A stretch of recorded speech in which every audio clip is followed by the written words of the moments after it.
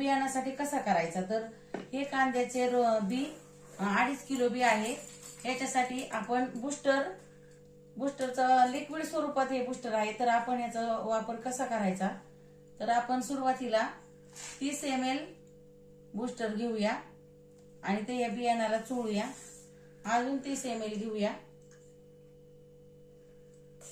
तरी बियाणाला पूर्णपणे चोळून घ्यायचं.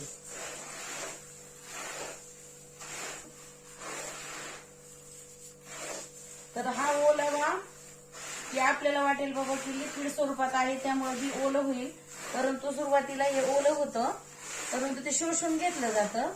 10 ते 15 मिनिटात ते पूर्णपणे शोषल्यानंतर ते बी आपण पूर्णपणे सावलीला सुकवायचं, उन्हामध्ये सुकवायचं नाही.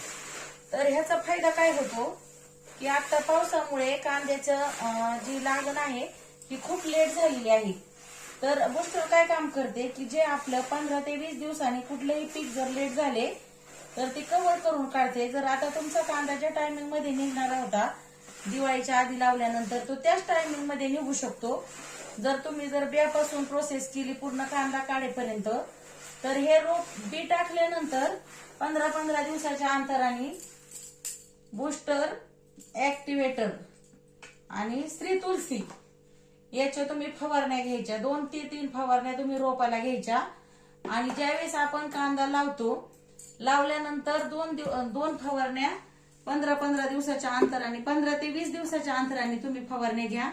आणि त्यानंतर तुम्ही ते पाण्यामधून बॅलर मध्ये काढून नळीच्या स्वरूपात पाण्यामध्ये सोडा. तर याचा फायदा काय होतो की कांद्याची पांढरी मुळी वाढते, त्याची रोगप्रतिकारक शक्ती वाढते.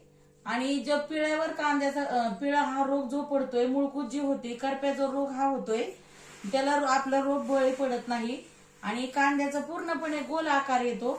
आणि गोल आकार आल्यानंतर त्याचे वजनही वाढते आणि साईजही चांगली होते आणि कलरही कांद्याला छान येतो. आणि हा कांदा पूर्णपणे वखारीत जास्त काळ टिकतो.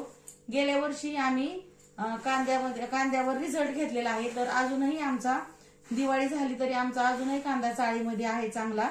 तर त्याला बाजारामध्ये मार्केट पण छान आहे. त्याची टिकवण क्षमताही वाढते आणि वजनही वाढते. Good IMC. आणि माझा नंबर ज्यांना संपर्क साधायचा असेल 9096 24 59 39. ज्यांना औषध पाहिजे असेल तर त्यांनी माझ्याशी संपर्क साधावा. मी त्यांना ते औषध उपलब्ध करून देईल. Good IMC.